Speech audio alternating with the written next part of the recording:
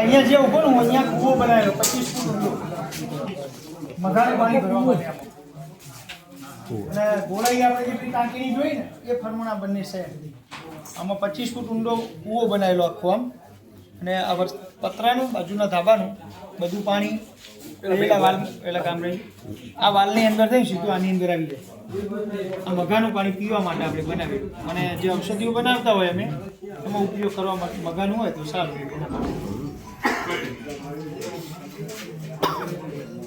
Powder બધું આ મશીનની અંદર થાય મિક્સિંગ બધું પેલા મશીનની અંદર બાજુમાં થાય અમારું દરેક વસ્તુ જે બનાવવાની સાબુ ધૂપબત્તી અગરબત્તી ને બધું આ મશીનની અંદર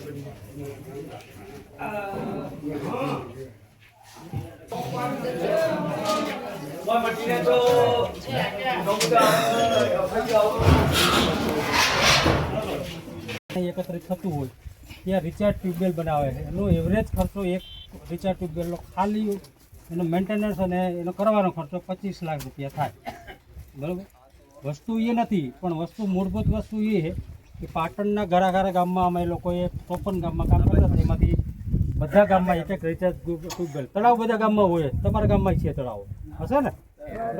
મૂળ વસ્તુ એ છે કે એ જે રિચાર્જ ટ્યુબવેલ બનાવવાનું પાછળનું એક તથ્ય રહેલું છે કે ગટર સાથે જે પાણી જોટ થઈ ગયેલું હોય એમાં રિચાર્જ ટ્યુબવેલ શક્ય નથી હાઇડ્રોલોજીનો નિયમ કે ગંધારું પાણી ગંદુ પાણી જો જમીનમાં ભૂતરમાં ઉતારો તો એ આવનારા દિવસો માટે ભયાનક સાબિત થાય એટલે ખાસ તમારા જે પણ તળાવો છે એમાં ક્યાં રિચાર્જ ટ્યુબવેલ શક્ય બને કે જ્યાં પણ આપણે ઉતારીએ તો બરાબર ત્યાં કે આપણે જે ચોખ્ખું પાણી હોય અને શુદ્ધ પાણી હોય એનો સંગ્રહ આ જે રિચાર્જ ટ્યુબવેલ છે એ ખાસ કરીને વરસાદની સિઝનમાં જે પણ પાણી એકત્રિત થાય એને સંગ્રહ કરવા માટે મને બનાવેલો અને નિર્મલભાઈએ વ્યક્તિગત રીતે પોતાના ખર્ચા ઉપર લાખ સવા લાખની અંદાજિત ખર્ચો થયો બરોબર ને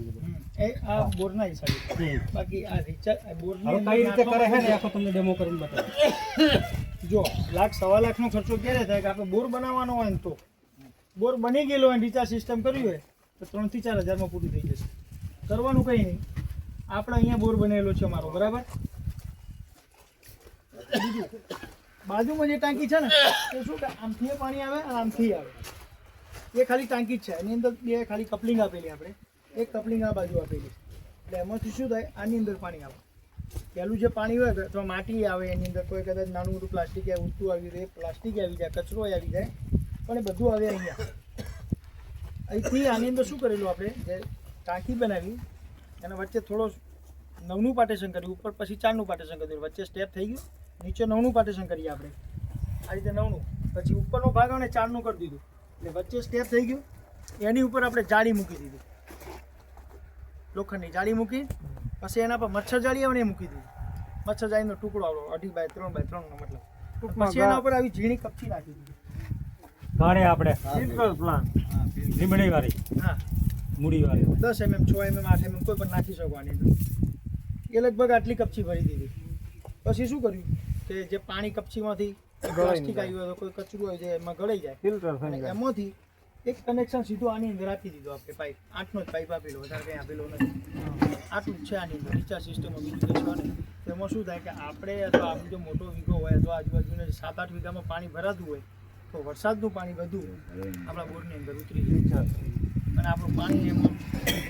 ટીડીએસમાં ઘણો એવો ફરક પડી જાય જોકે રિચાર્જ ટ્યુબવેલ તમારા માટે આ જે પાણીનો જે સંગ્રહ છે અમુક વસ્તુ તમારા માટે શક્ય નથી કેમ કે રિચાર્જ ત્યાં ટ્યુબવેલનું પ્રમાણ અને કૂવાનું પ્રમાણ ઓછું છે પણ હું તમને એક બીજું ઉદાહરણ આપું જે આપણે આ વિસ્તાર અને ખાસ કરીને જે બનાસકાંઠાનો જે વિસ્તાર છે એમાં ખાસ અછત હતી પાણીની એકદમ તંગી આપણે ઘણી વાર પેપરમાં વાંચતા હોય કે ઉનાળામાં ખેડૂતો આંદોલન ઉપર ઉતર્યા સિંચાઈ માટેનું પાણી નથી પીવા માટેનું પાણી નથી તો એ પણ જે ચેલેન્જ છે એ મુસીબત છે એનો પણ કણકરો સામનો બનાસકાંઠાએ ખાસ કરીને કરેલો છે અને એમાં ઘણા બધા પ્રયોગો કરી અને પોતાની જે સંગ્રહ શક્તિ છે જે ભૂગર્ભ સંગ્રહ શક્તિ છે એને વધારવાનો પ્રયત્ન કર્યો એમાં ખાસ તમને કહી દઉં કે સંગ્રહ શક્તિ ક્યારે વધી કારણ ડ્રીપ અને સ્પ્રિંકલર અપનાવી મેક્સિમમ જે મહત્તમમાંથી જે ન્યૂનતમમાં કે ઓછા પ્રમાણમાં પાણીનો ઉપયોગ કરી અને 3 પાક લેતા થયા એક કામ કરો, તળમાં જ ફૂલ પાણી અને ઉપર સારું આવતું છે ને બોરને કરવાનો છે, એમાં ક્યાં રિચાર્જ નાખું? ઘણા બધા પ્રશ્નો છે. અમારે પ્રશ્ન એ ઊભો થાય છે, બોર કરો એટલે પાણી ઉછળીને બહાર આવે. જે 800-1200 ફૂટની જે વાત હોય ને તમે આજ ના ના પાડો.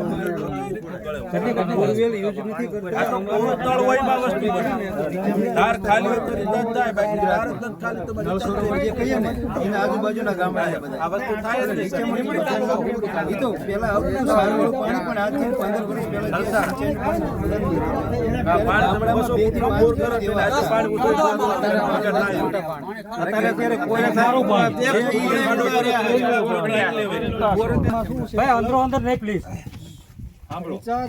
રિચાર્જ કરવા માટે અંદર અલગ અલગ ખડકો હોય બરાબર જમીનમાં. એટલે તમે જે વાત કરો ને કે તમારે પાણી ઉપર છે એમ આમ ભાઈ તમે જે તમારો જે કોસ્ટ છે અહીંયા કોસ્ટ છે 1 લાખથી 1.5 લાખ તમે જે રિચાર્જ કર્યું બરાબર ત્યારે કોઈ લેયરને ધ્યાનમાં રાખીને કર્યું છે ને કે ભાઈ આ નીચેનું જે લેયર છે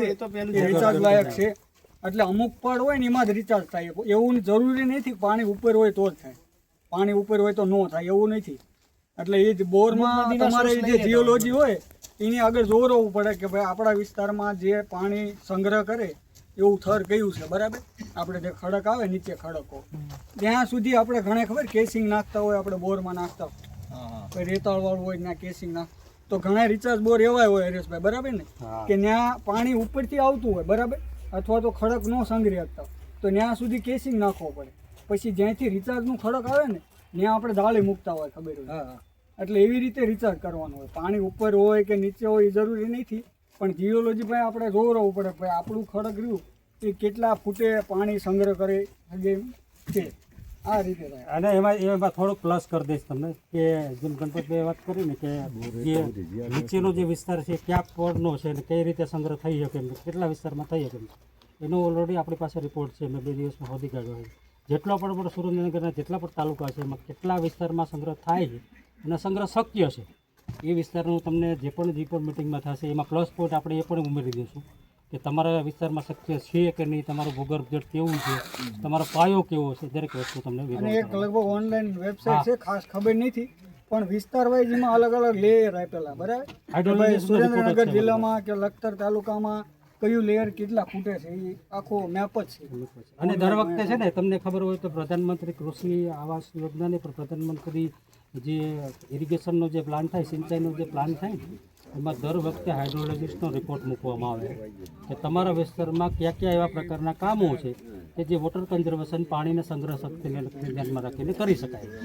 એનો રિપોર્ટ પણ મારી પાસે છે, એ પણ તમને તમારા વિસ્તારને ધ્યાનમાં રાખીને દરેક વસ્તુ આપવામાં આવશે. એવું નહીં આમાંથી 5 વ્યક્તિ એવા હશે કે જે સંગ્રહ કરી શકતા હશે, એમાં 5 વ્યક્તિ એવા હશે કે સંગ્રહ નહીં કરે. આ એક જનરલ બાબત છે. અત્યારે તમારી વચ્ચે મૂકવાનું કારણ મેઇન વસ્તુ એ છે કે આમાંથી જેટલા કરી શકતા હોય એ કરવા માગે છે અને જેટલું કઈ રીતે કરવું એનું એક વિવરણ કરેલું બરાબર.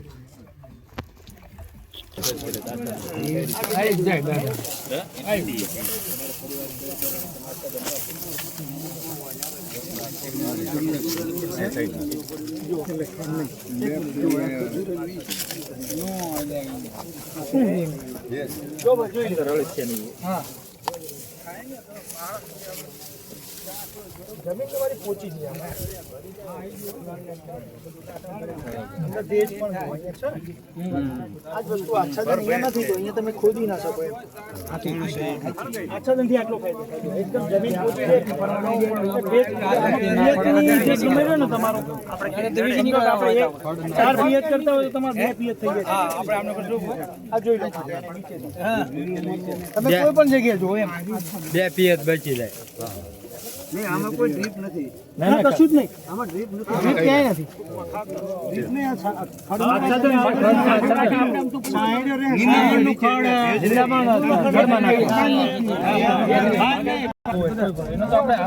આના પર નાખે જ જવાનું. આ તો આ બધી માટી થઈ જવાની ધીમે ધીમે આ બધી માટી થઈ જવાની એટલે આના પર નાખે જ જવાનું. એમાં કોઈ વાંધો નહીં.